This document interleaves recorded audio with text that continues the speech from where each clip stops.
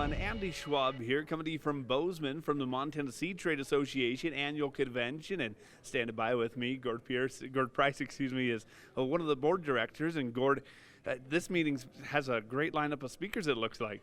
Yes, we've had speakers talking about the royalty structure changes that are occurring in Canada, a presentation from the FBI, and there'll be some committee discussions around legislative and certified seed requirements as well.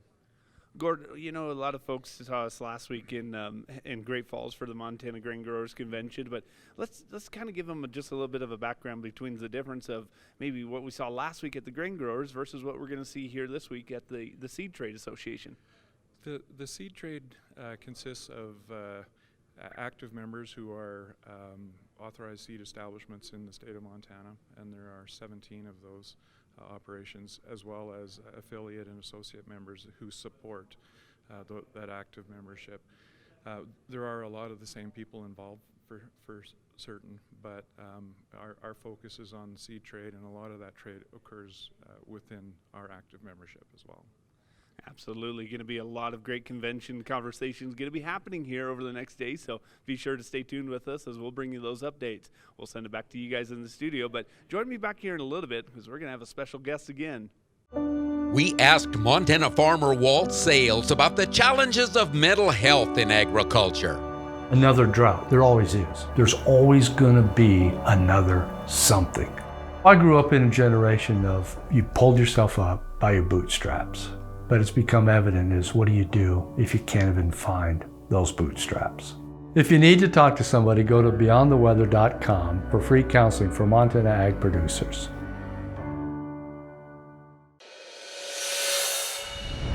Welcome back, friends, to your Ag News in your markets. Well, U.S. Senator Jon Tester of Montana and South Dakota's U.S. Senator Mike Rounds have introduced legislation to temporarily halt the importation of Paraguayan beef.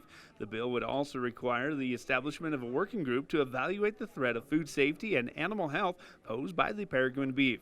Now, the legislation is supported by RCAF USA, U.S. Cattlemen's Association, and the National Cattlemen's Beef Association, as USCA President Justin Tupper from St. Ange, South Dakota says there are numerous reasons to take action, including the threat of health to the domestic cattle herd, that is, and the associated risk due to government corruption within those foreign nations and the use of forced labor practices. Tupper added the USCA is strongly urging members of Congress to support these efforts and join for the call to immediately halt the Paraguayan and Brazilian beef imports.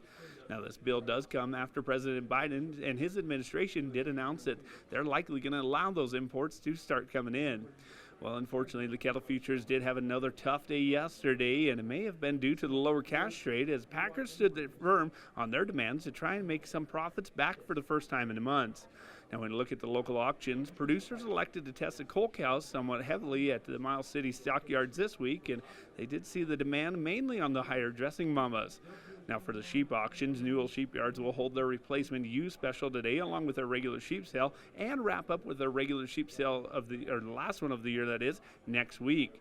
Now, for the third time this past week, the USDA has announced a sale of soft red wheat heading to China, making the total sales of the week over 37 million bushels.